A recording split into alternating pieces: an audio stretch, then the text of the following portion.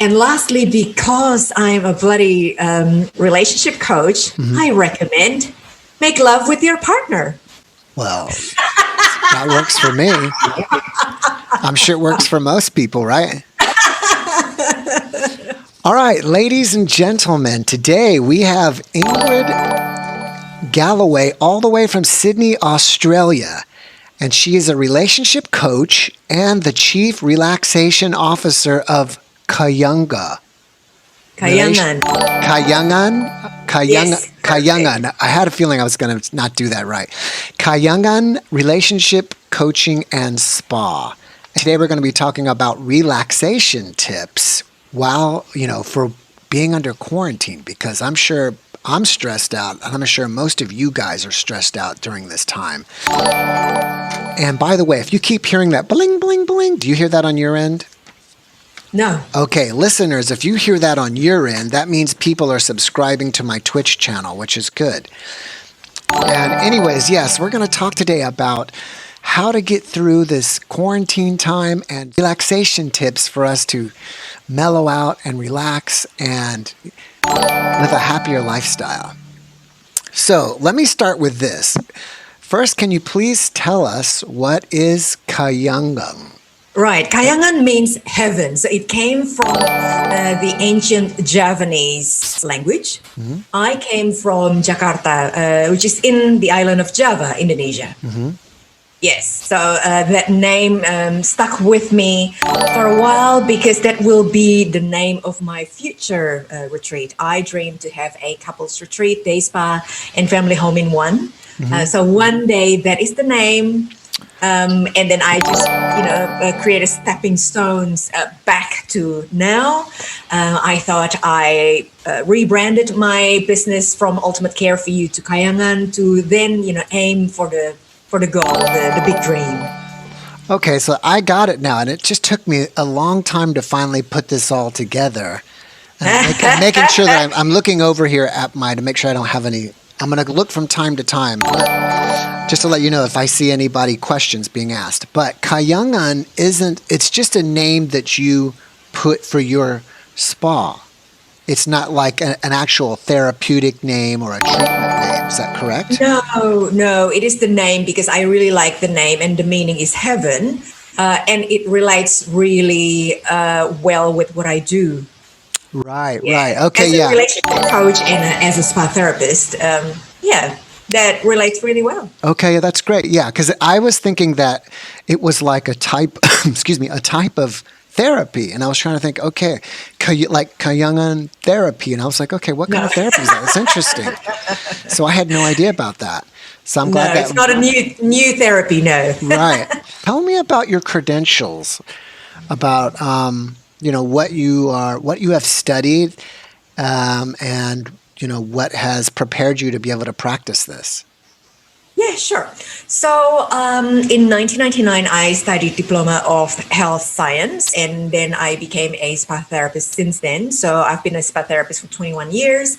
And then during my healing time from my divorce, I went back to college to study counseling and life coaching. And straight away, I knew that I would be a coach, not a counselor, and my niche would be in relationship because my first marriage, it was an abusive relationship abusive marriage for 10 years. And it's just my way of healing myself.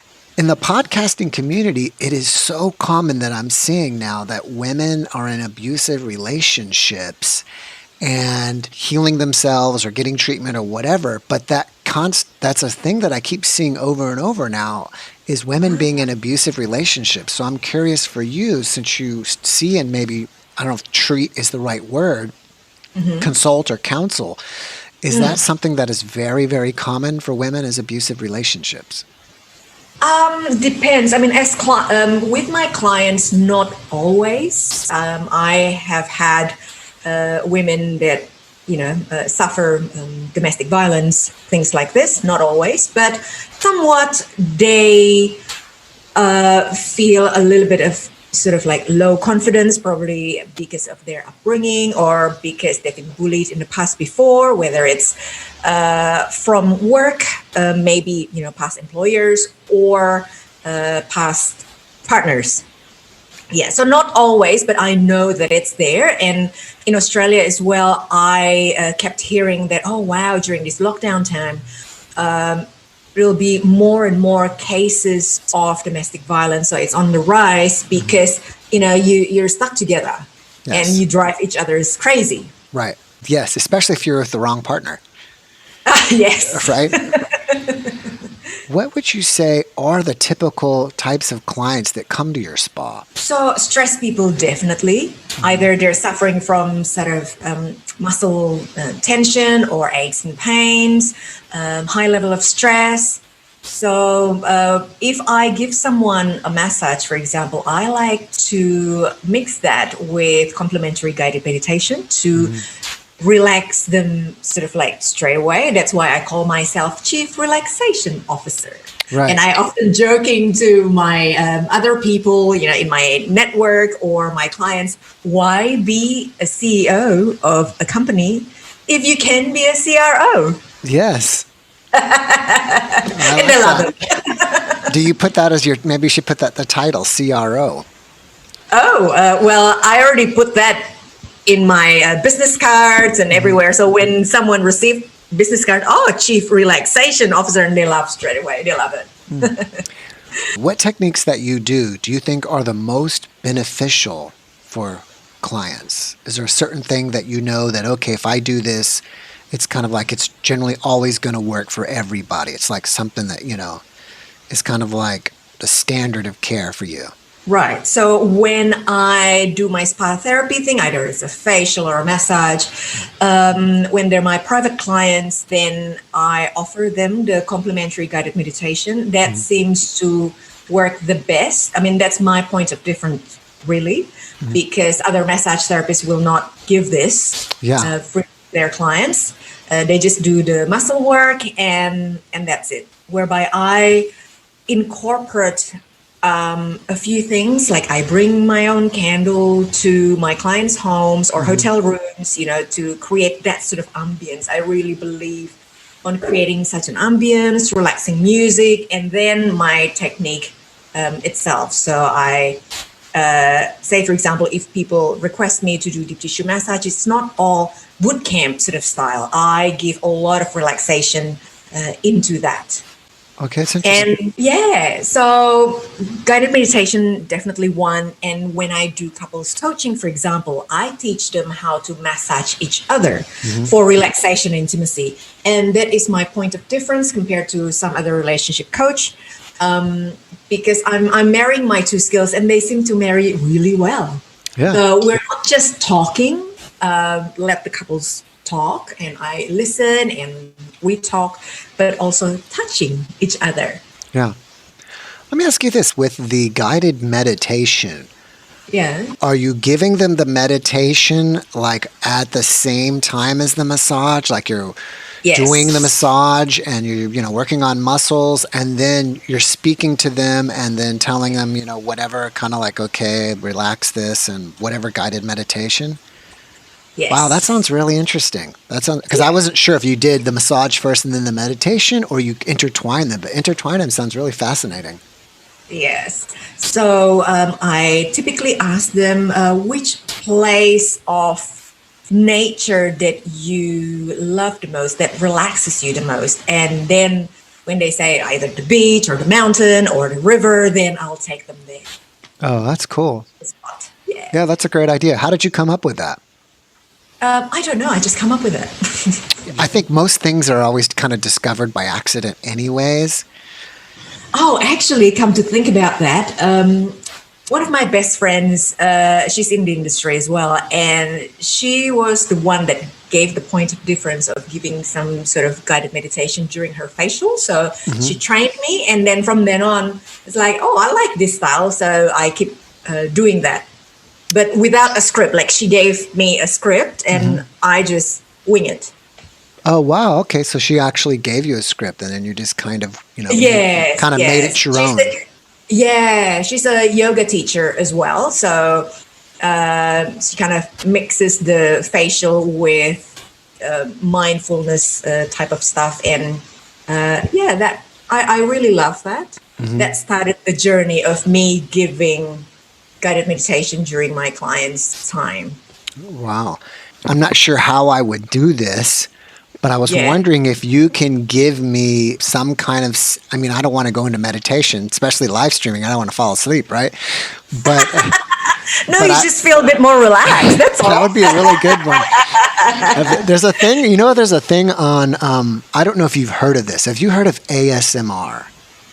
ASMR, And I no. don't I have. remember what it stands for, but basically, all these lights, all these light sounds, our Yeah. brain really responds to them, and it's huge on Twitch. And what people do is they go on Twitch and they just have a stereo microphone with like a left and a right, and they're just kind of like rubbing paper Really? and little stuff like Oh, this, and it somehow triggers your brain this like relaxation response.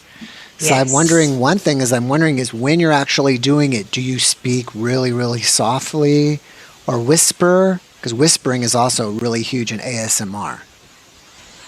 Well, when I'm doing a guided meditation, we can do one here if you like later.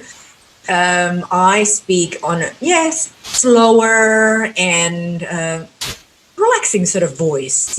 Right. When I talk like this, I may speak faster and yeah, just Okay. connecting with a lower sort of frequency to relax people. So just a little bit different, Okay. but still being me. Right. All right. Yeah. Let me ask you this. Kind of backtrack. What gave you the decision that you wanted to go into spa therapy? Right. So back in Jakarta, I used to work at Clarence Beauty Institute Hmm.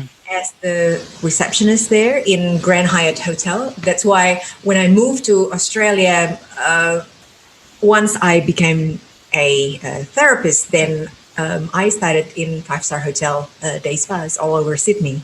So that's my background. Hmm. Yeah, from that experience, I thought that I don't want just to do the payment from clients, not just receiving phone calls. I actually want to do it. Yeah. You know?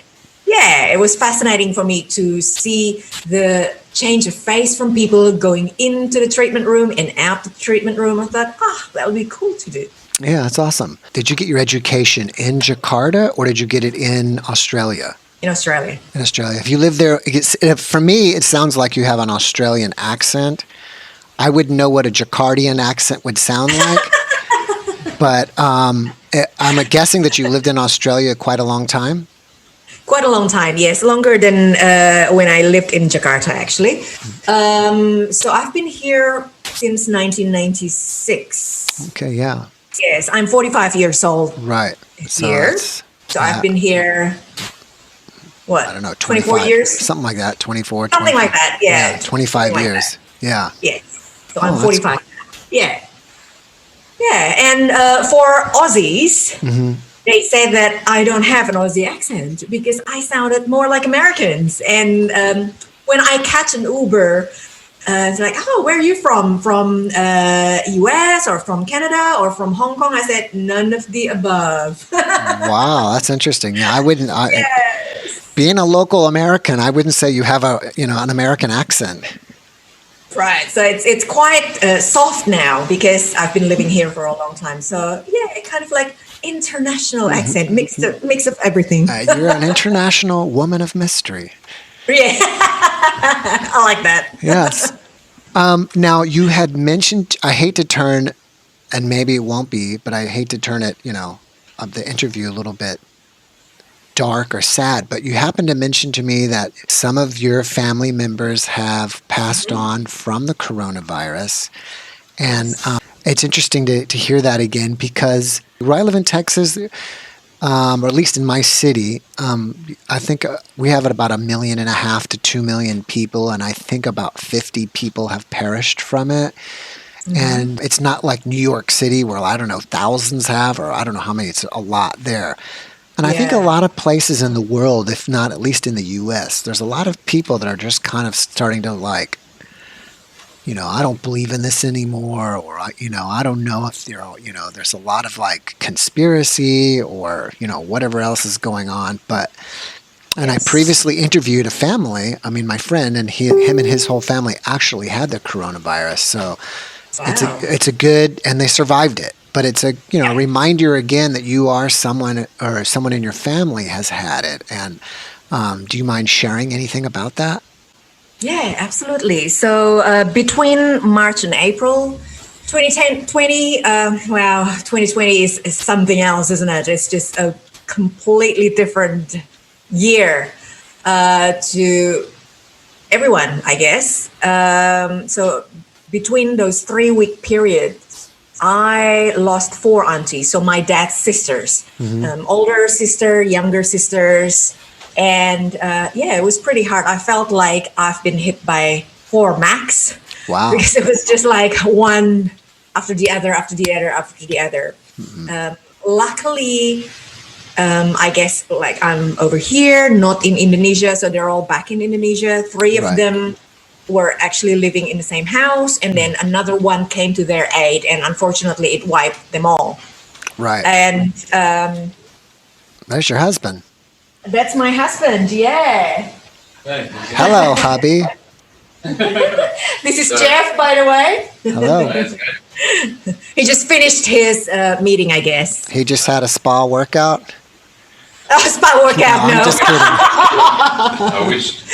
He He wished. just had a massage. That's the that would have been a funny one. Okay. So we're, He's in Texas. oh, okay. Yeah. Oh, Right. Okay. Sorry. Going back to what I said. What did I say? Can you refresh my memory? You said that three of your aunts were living together, and one came over to assist them, and she ended up catching it too. I'm assuming Yes. they were all maybe in their 70s or 80s, or So they're between 60 to 76 years old. were they healthy before? I mean, did they have any health problems, like were they obese or diabetes, or were they just, was there any other contributing factors? Well, they were on the chubbier side, Hmm. but not like morbidly obese. One just had either a hip replacement or a knee replacement. I can't remember, to be honest. She's the 76-year-old one, the eldest, and the rest reasonably sort of healthy. But as you know, from 60 years and older, they fall into the fragile sort of category or high risk. Right. Yes. So we didn't know where the first one caught it from. Right. But yeah, it was what it was. It was quite chaotic for my extended family members to organize everything. And especially Indonesian culture, they like to gossip a lot. So I guess to a degree, my family members would like to contain it so it doesn't sort of like explode. Otherwise, the neighbors and the whole community kind of like talk about it and worry about it, create fear. So we didn't want to create that. We tried to keep it a little bit quiet. But now, time has passed. I think it's okay to talk about it because part of grief is you need to talk about it, and you need to release sort of like your sadness, your anxiety. Otherwise, you are stuck in the grief mode, which is not very healthy for a long sort of period of time. Yeah, I agree with that. Yeah. Were there, I know you don't live there, but are there a lot of people in Indonesia, testing positive for the coronavirus? Do you have any information about that? Not in terms of numbers, I don't. Probably because they don't have enough test kits as well. So even the first couple of my aunties, they didn't get the coronavirus test yet. But from listening to the symptoms, we knew that it was. Right. So they got the CT scan or whatever scan. The result wasn't good. But yeah, we already had a 90% feeling that it was that. Okay, yeah, that's interesting. If you know any of the details, and if you don't mind me asking, what hit my mind, and I just wanted to say this is I don't think gossip is an Indonesian thing. I think I think that's just a human thing. It's all over the planet. That's right. It's planetary wide. But and I don't hope we don't seem gossipy. I just want to know, I'm just curious, did they go and get on ventilators, or did they just end up staying at home and trying to get over it and just, kind of didn't make it? Did they go to the hospital? Initially they stayed at home, but eventually they got into hospital. Did they wind up on ventilators? Do you know if they did or did not? The first two, no. The last two, eventually, yes. Okay, that's terrible. Yeah. Well, I'm sorry for your loss. Thank you. There are not enough ventilators anyway, as many healthcare workers in America complain about PPE and whatnot and lack of ventilators. The same thing in Indonesia. Yeah. And one day I watched a YouTube video, well, from Facebook anyway, because I'm more in Facebook than in YouTube. I saw this video interview between Indonesian newsreader and an ambulance driver. And back then he was like crying in the interview. It was very touching for me because he cried, "Oh, come on, people, just stay at home." I wanted to go up to the top of my ambulance and with a megaphone screaming to everyone, because back then in Jakarta, the street was still packed. Yeah. I don't know whether you've been to Jakarta before, but the level of traffic that we have over there is just mind-blowing. Traffic everywhere. Right. Even during the so-called lockdown period, people encourage people to stay at home. A lot of people still making traffic jams. So, come on, people, just stay at home. Because I really want to go back to my family. There's many people in a day that I had to take to the cemetery because of COVID. Wow. So, of course, they need to wear, protective gear and whatnot, and just constantly working, digging up grave and delivering bodies, COVID bodies, to the cemetery. Mind you, my aunties, 4 of them were cremated straight away. Right. And their body, the coffin, before they were cremated, so the body got wrapped in plastic, put in a coffin. The coffin got wrapped in plastic, and then they transfer it to the cemetery. To the cremation place. Right. Yeah. And without any family members witnessing. I mean, you wouldn't think that when you die that no one will be present. Not no one, because the officials from those places were there to help with the cremation, but no family members, So it was rather heartbreaking to see that's the end of their life. Who would have predicted that it would be like that? Right. And I guess since no one goes, it's just like do they just call you on the phone and say, "Hey, if you want some ashes, come pick them up," or you don't even get ashes? It's just like... I know. With the first that passed, because it went so quickly, we didn't think quick enough to ask them to save the ashes. Right.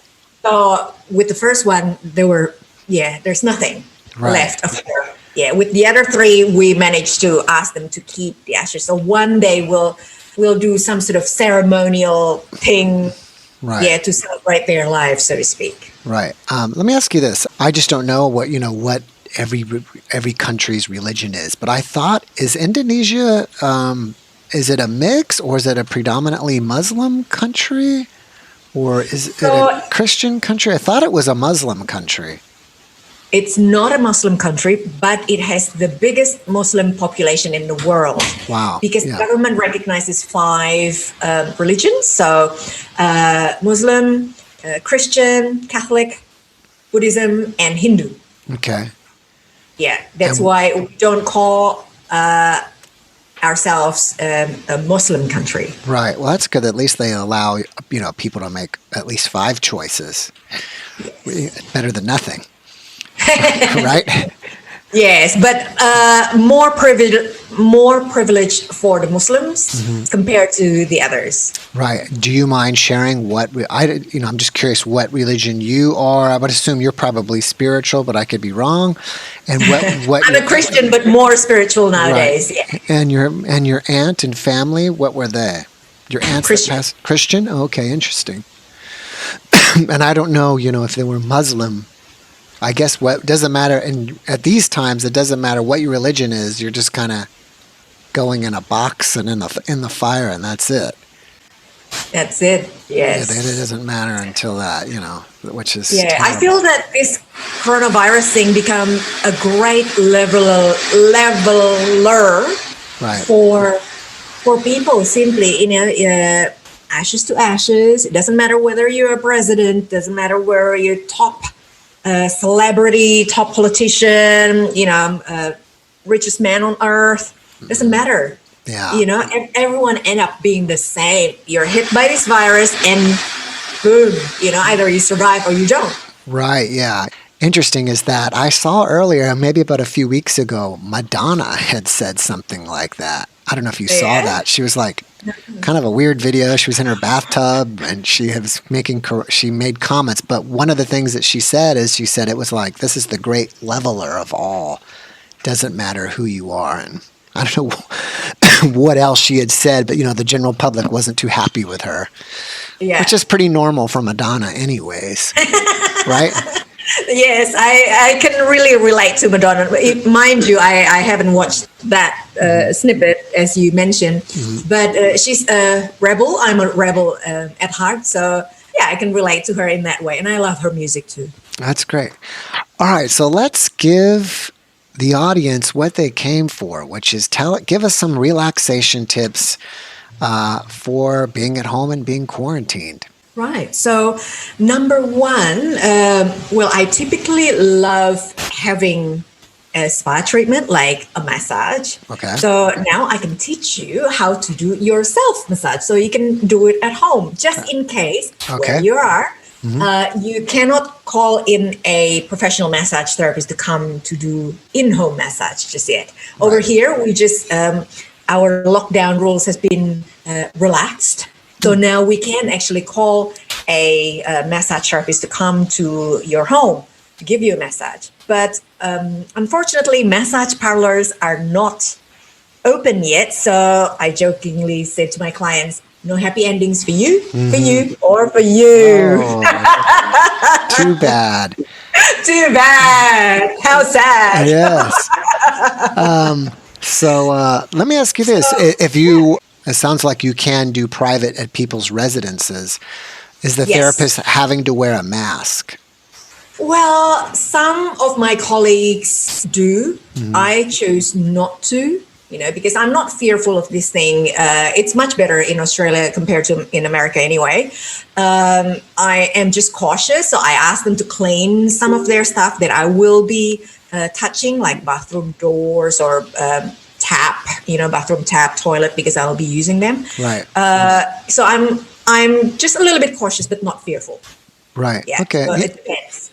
Yeah, it's interesting. I don't know how it is over there, but over here they've got like the system down where, like if you go to the grocery store, they have it set up where you don't touch them.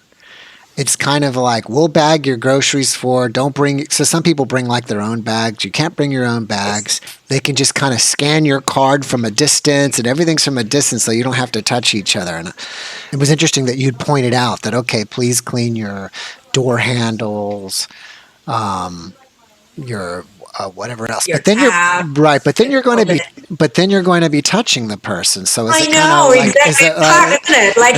What's the point? Unless you make them social distance from your client, right? Right. There's no way I'm going to be apart from my client, like 2 meters apart.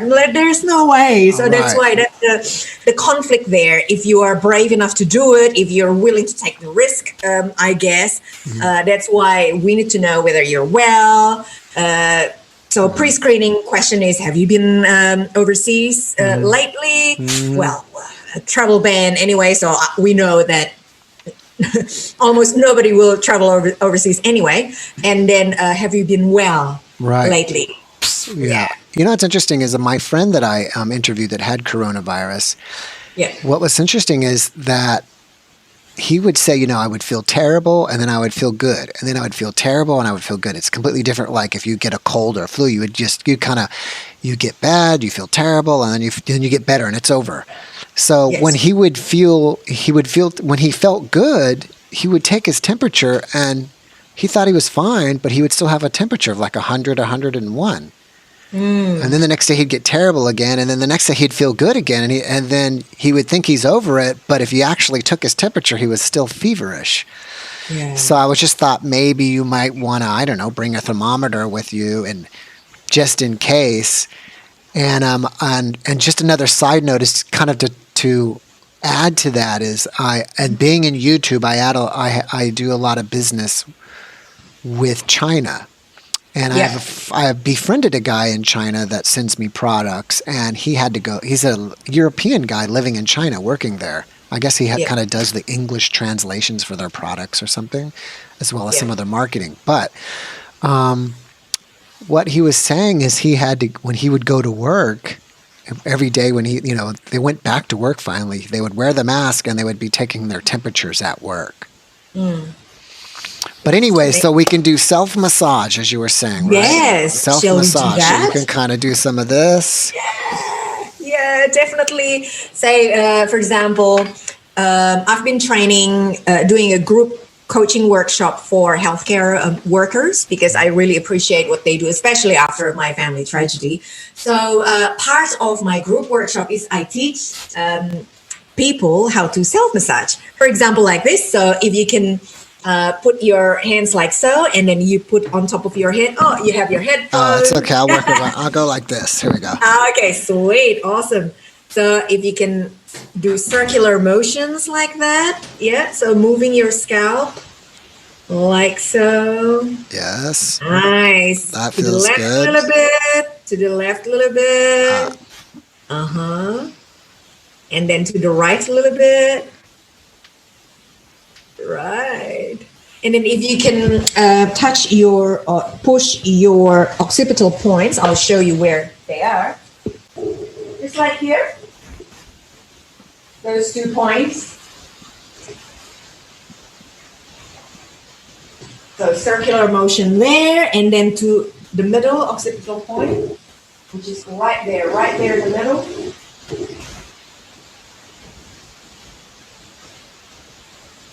And do that again.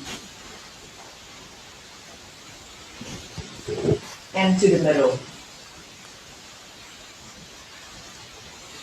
So a couple of movements like so, especially when you are in front of a computer for a long time, you start getting headaches and tension. That sort of movement help. And also, number one is self-massage. There are plenty more movements, definitely. Especially if you join my group coaching workshop, Relax, Train, Create, then you'll learn more. And secondly, if you are lucky enough to have a bathtub, have a bath. Maybe some of your family members or friends gifting you Christmas gift bath crystals, but hey, I've never used those. Right. Maybe now is the time to use it. No, I think that's a great idea. Yeah, because through skin, our body can absorb the minerals from the salt, especially if you add some droplets of essential oils as well, make the aroma smells great. It will change how your brain function, make it more relaxed, and also your body will absorb the magnesium and other minerals that the bath salt offers. Yeah. Have you heard of these things that they have these, I don't know really what they call them, but they have these tanks that you can, it's kind of became popular for a while. It's, when you said magnesium, it made me think of them. It's kind of like you in an egg or something. It's totally dark, but you're floating in, I think, like magnesium water. So flotation tank, they have high level of salt, so intense salt. Therefore, you float, kind of like when you're in the Dead Sea. Right. Do you have one of those at your spa? No, I only have one room here, but in our local community, we do have a float center. Oh, okay, great. Obviously, I'm not in Sydney, but at your facility, is your facility like part of a facility where a bunch of people use the space, or do you have like your own standalone building, or how is that set up? I have my clinic room, so there's one room. Mm-hmm. Yeah. Yes, the therapist is me, and I have a couple of other practitioners as well that come when there's a need for it in the one room. And then we go out to clients' homes, hotel rooms, offices. Well, unfortunately, corporate massage is definitely dead at the moment. Yeah, of course, yeah. Everyone stays at home, so no work that way. That's okay. And then online, especially with my coaching, relationship coaching, group coaching, it becomes online now.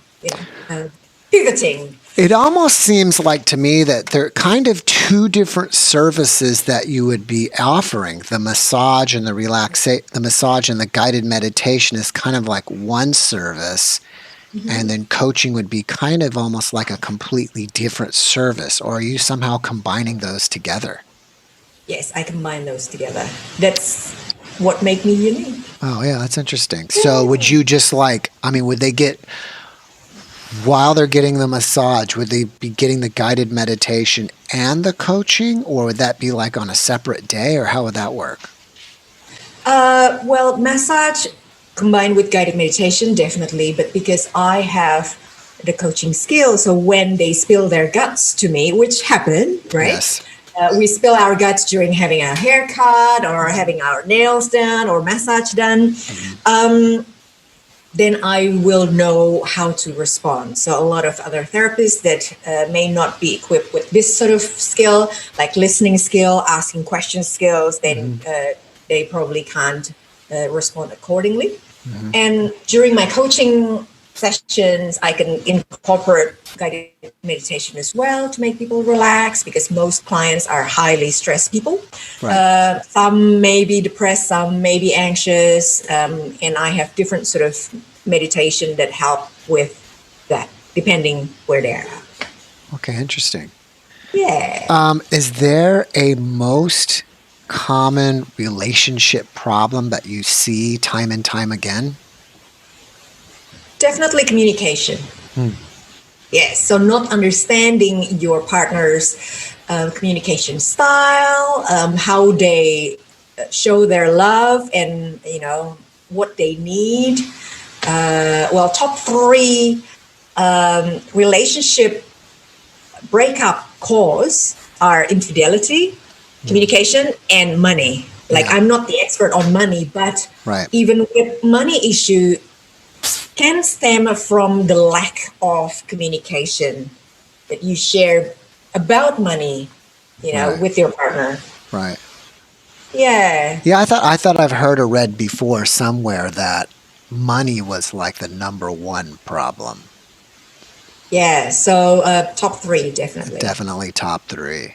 Yeah. Okay, so you do counseling. Relationship counseling, you do relaxation. Not counseling. Oh, not counseling, I'm sorry. Coaching. Coaching, yes. Sorry.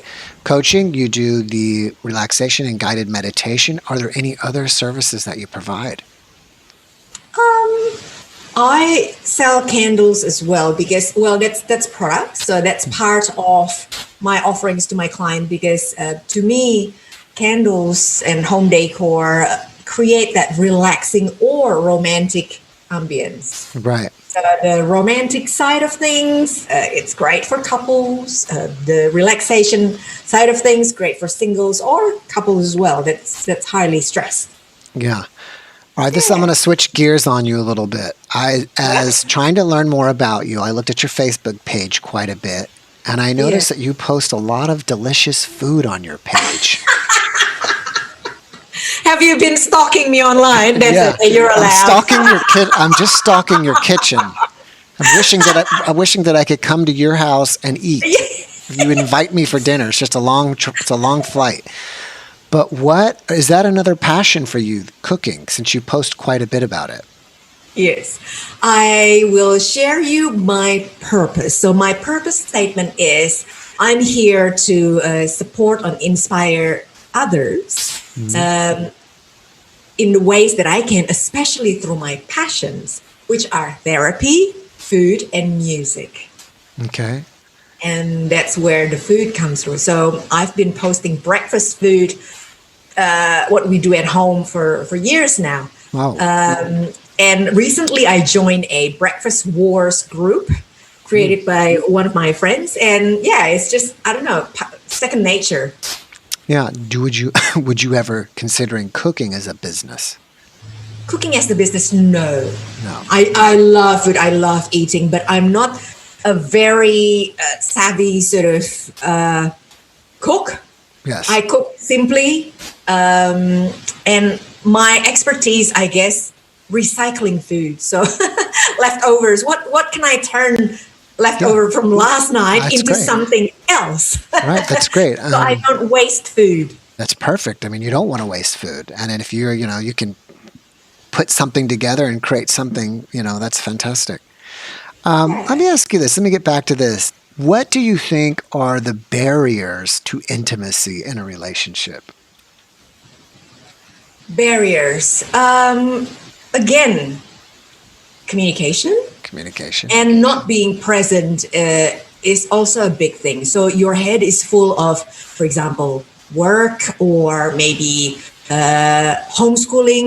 Nowadays, homeschooling. I'm just so glad that next week our kids will be able to go back to school full time again. Oh, wow. So they're going to go back to school. That's very interesting. Yeah. I wonder, I guess coronavirus, whatever, it's not that big in Australia. Well, it was something back then, but then we got into lockdown pretty quickly, and I guess people follow the rules and whatnot, and therefore, by working together, we can slowly ease into the freedom that we all crave for. So now, from next week in New South Wales, so my state, we are going to go back to school full time, whereby Queensland, another state, they're already gone back to school from 2 weeks ago. Full time. Oh, interesting. Are they finding anything with children getting, becoming positive? Or I guess it seems to be okay if they're going to open up your state.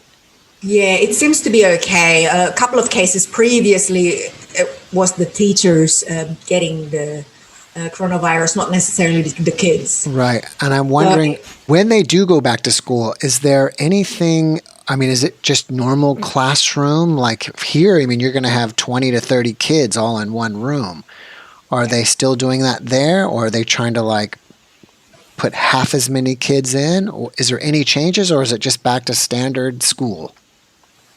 I guess back to standard school from next week, but this week and last week, our kids just going back to school 1 day a week. So still practicing social distancing. Obviously, a part of the classroom goes on Monday, and then the next part goes on Tuesday, Wednesday, Thursday, and then on Friday, they're in Zoom together. So there's no class. Oh, interesting. Yeah, that's also probably interesting too, because since we're in the opposite weather patterns, right? You are just about to start winter.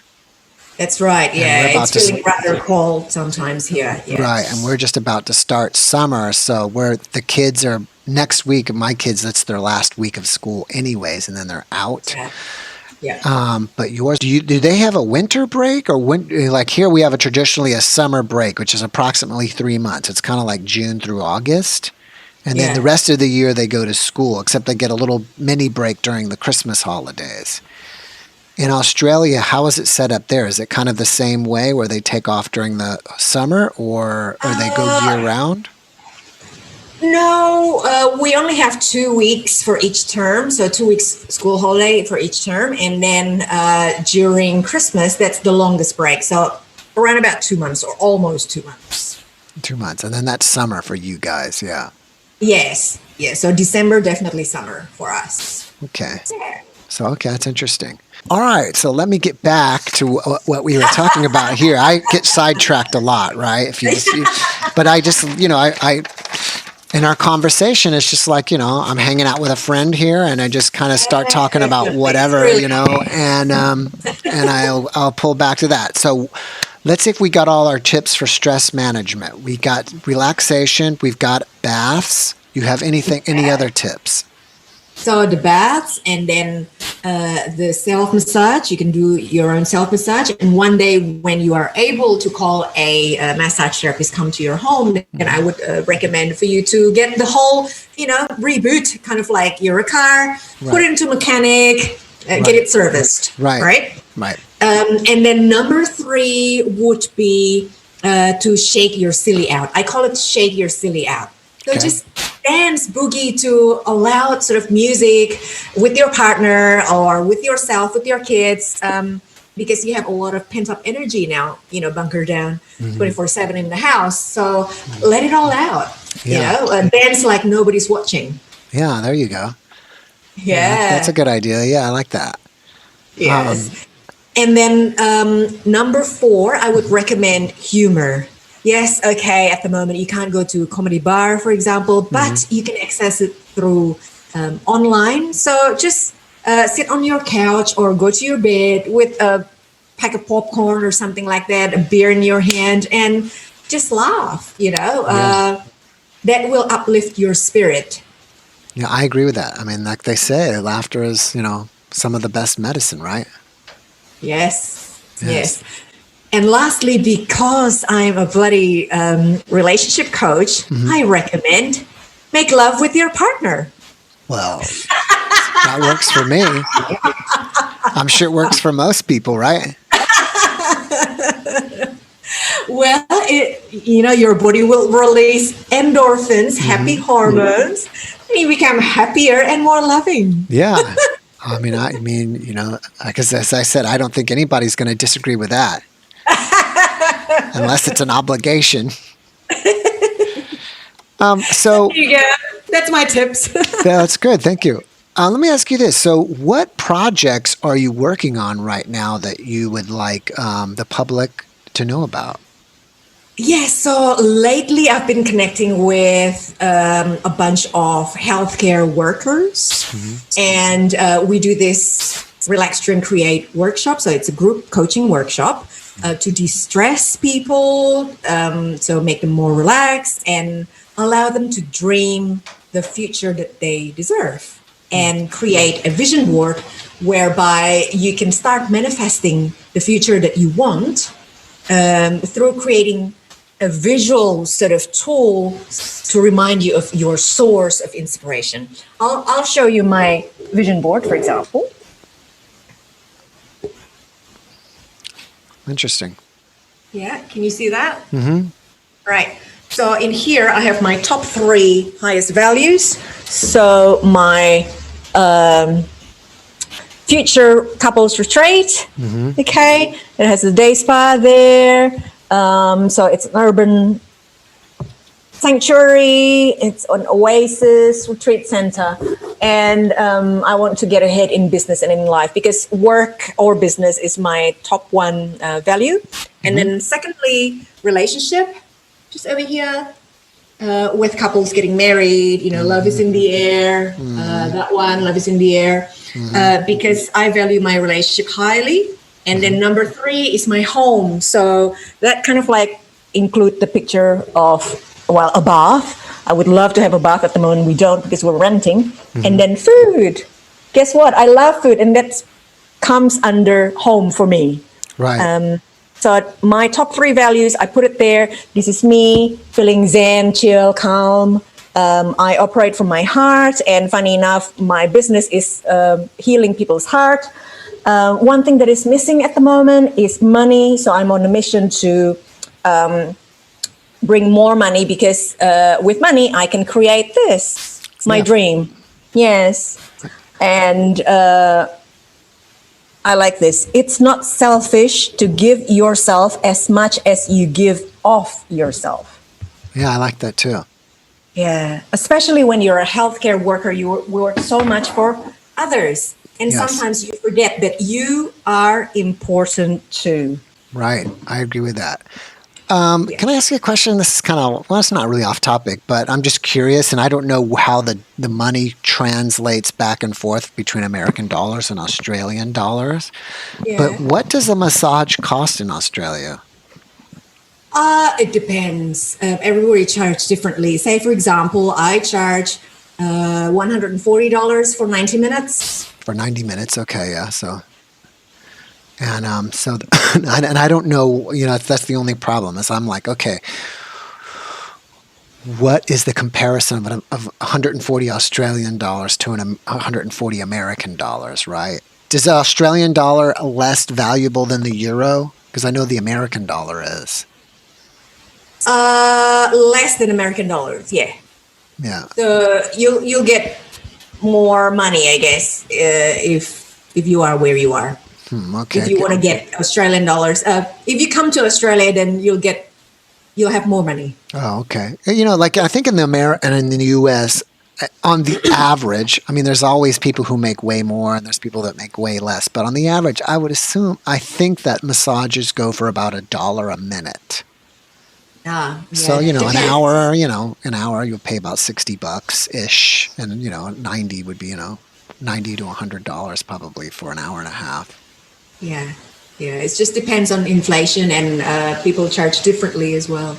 Let me ask you this. When you do your massage, do you feel like your massage is more musculoskeletal based, like hardcore musculoskeletal based, or do you feel like is it more of a general muscle relaxation?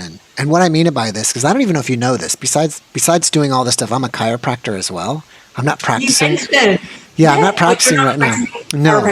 No, but there's a lot of amazing techniques and they just call them soft tissue techniques, which to me can be considered massage as it is.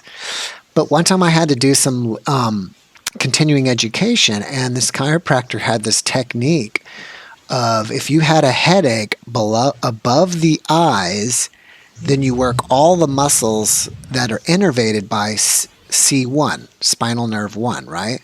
And if you're below the eyes, you work all the muscles that are C2.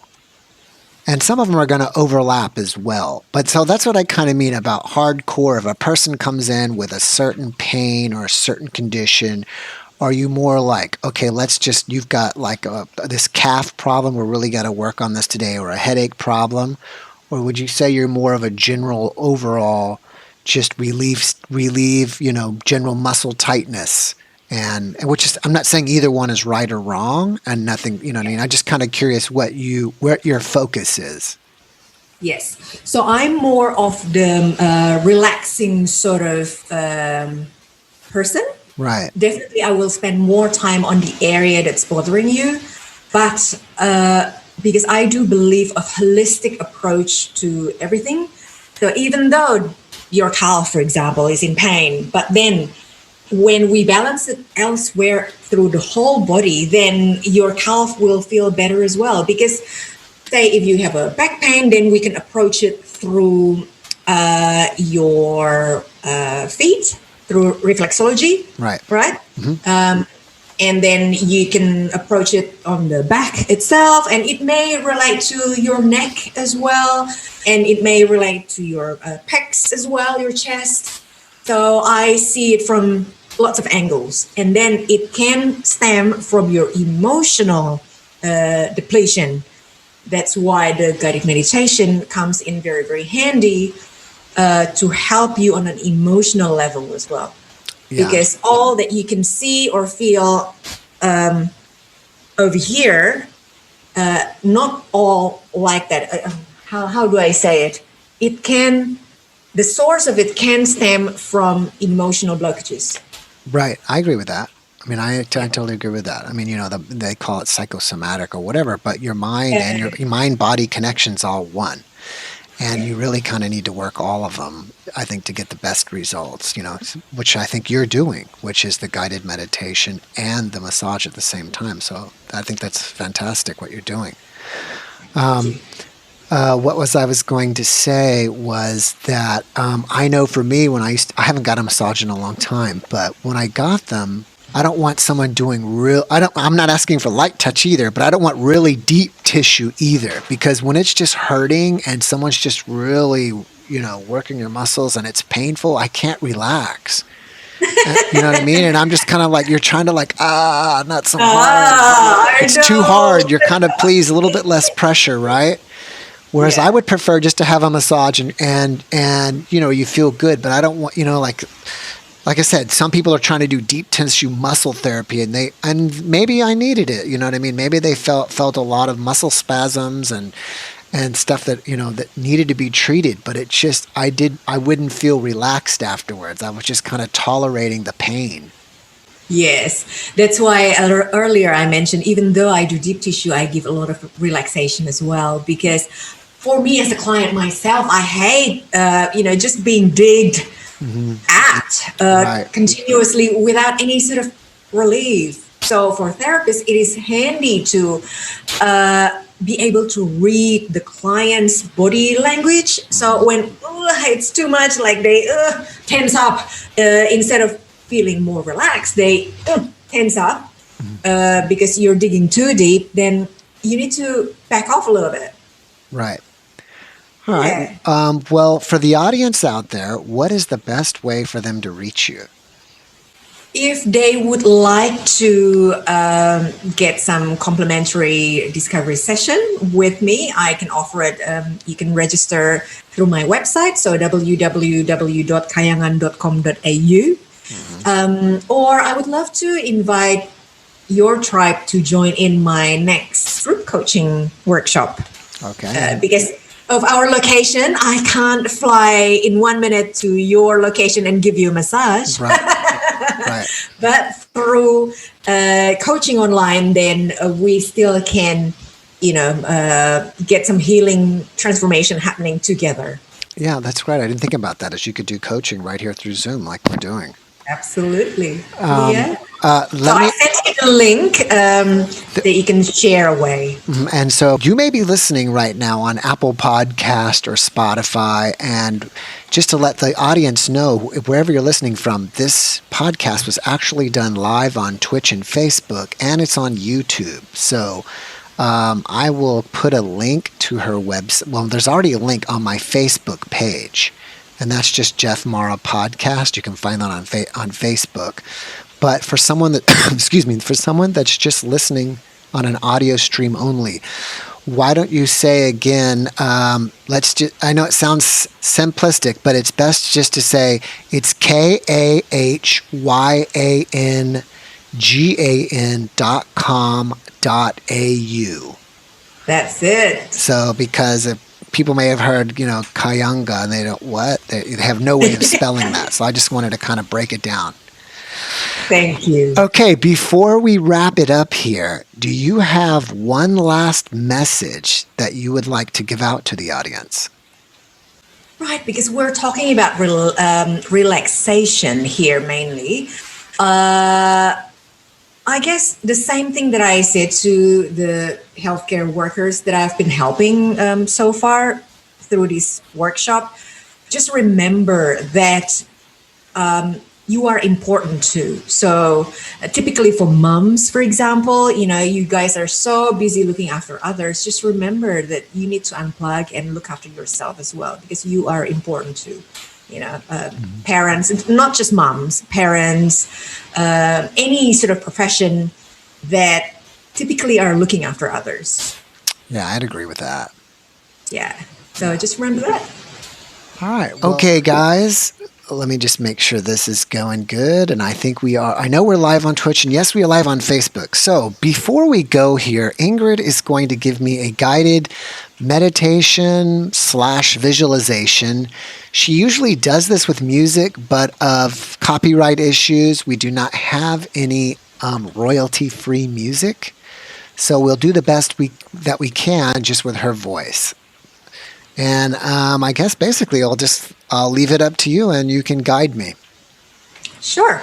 Jeff, if I can ask you a question, what sort of piece of nature relaxes you most? I think that I like the forest.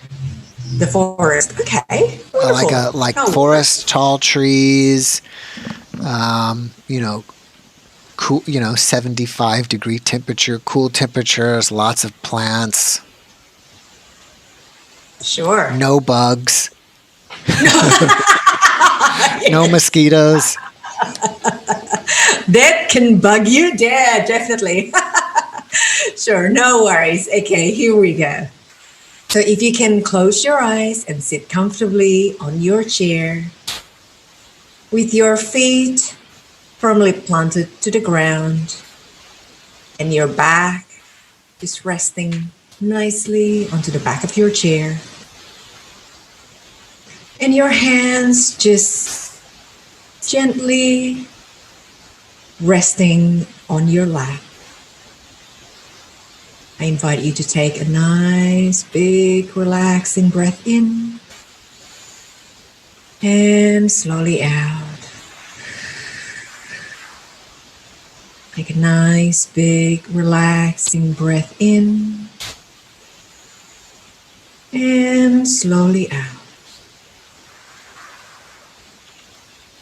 So do this a few more times in your own time to relax your body, to relax your mind. Not thinking about the past or worrying about the future. Simply focusing on the now and be present. Once you are more connected with your body, with your breath, with your mind, I invite you to imagine in your mind that you are walking in the middle of a rainforest, surrounded by big trees, lush and green just around you.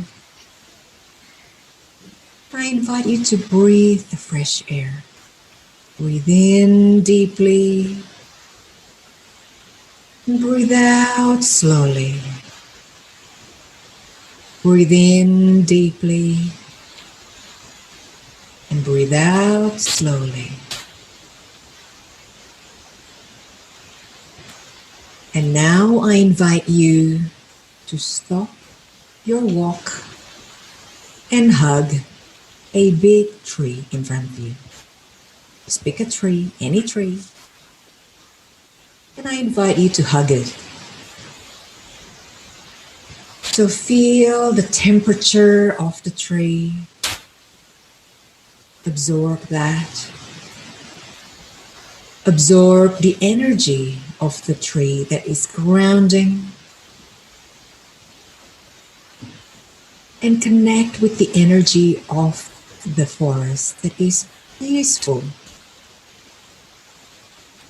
It gives you that space for solitude, away from the busy world that you live in daily, away from your distractions or stress sources like the news, for example, that is full of fear of the coronavirus, and any other stress triggers that you may have.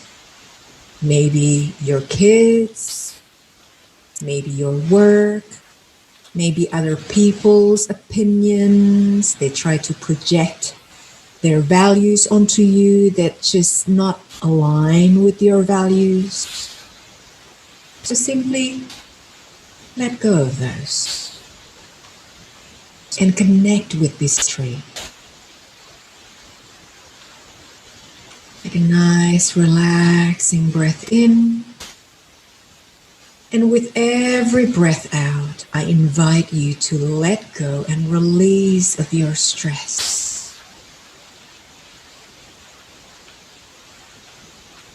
Breathe in deeply, absorb the grounding energy from this tree.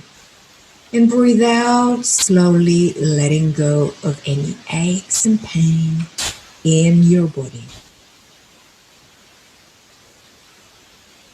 Breathe in deeply, absorb the beautiful, grounding energy from this tree. Breathe out slowly, releasing, letting go of any frustration, any anger that you may have towards someone else or something else.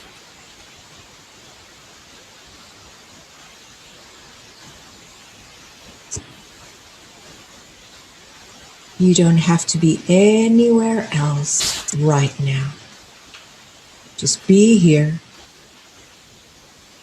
be present, and allow yourself space to heal.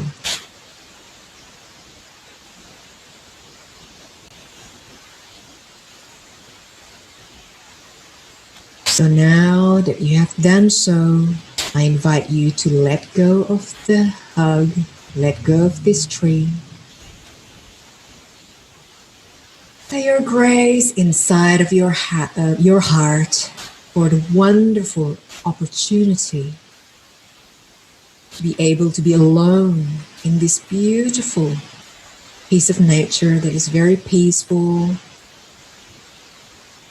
grounding, relaxing. And slowly, slowly, I invite you to come back to your room in your house. Feel the chair that you're sitting on. Feel the ground underneath your feet. Take a nice, relaxing breath in. And slowly out. Wiggle your toes, wiggle your fingers, and when you're ready, open up your eyes.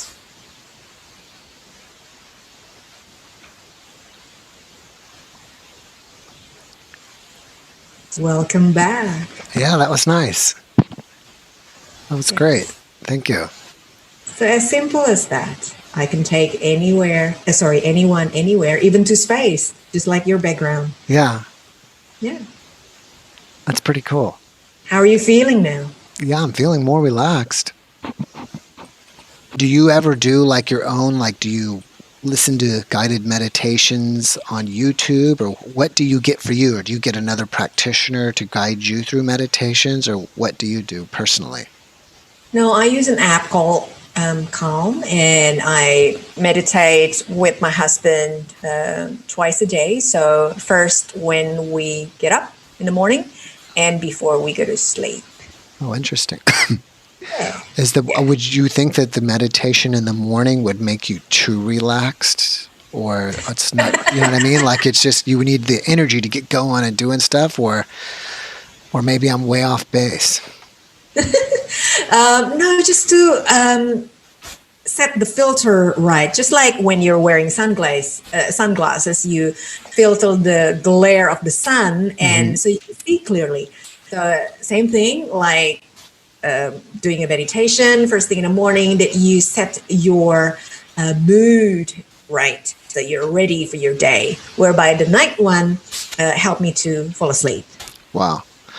Yeah, that'd be real interesting. I really wish I could try one of the meditations with the actual massage. I think that would be something, really amazing to try. Yeah. You would have to, as the practitioner, and you're doing a 90-minute massage, will you be guiding the meditation the entire time, or is there a certain just point? as long as what I just gave you, maybe just slightly longer. Oh, okay. No, it's just part of, yeah. Okay. That's why I said, like, I give you complimentary guided meditation. If you want, I can do that to help you relax even more. That's what I say. Right. Do you find that people just fall asleep on the table? Eventually, yeah. Right. Yeah. Because I would assume at some point, it's not hypnosis, obviously, but if you're doing, you combine the touch with the meditation, at some point, I could see it'd be easy to just kind of like totally zone out and fall asleep. Yes. And sleeping is the best form of meditation anyway. So it heals the body. So yeah, win-win for everyone. Yeah, that's great. Okay. Ingrid, thank you so much for being with me today. Thank you so much for sharing your time with me and all of us. I really appreciate you. And I wish you massive success with your spa. And I wish you health and happiness and prosperity. Oh, thank you so much for having me here. So keep well and lots of love, people. All right. Thank you. Bye-bye. Jeff. Bye-bye. Bye.